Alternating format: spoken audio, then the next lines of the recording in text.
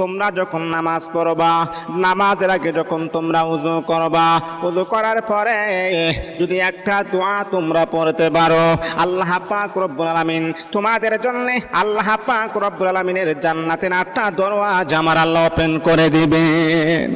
ও আমার প্রিয় বন্ধুগণ, কি এমন দোয়া যে দোয়াটা পড়লে আল্লাহ পাক রব্বুল আলামিন আমার আপনার জন্য জান্নাতের 8টা দরওয়াজা খুলে দিবেন।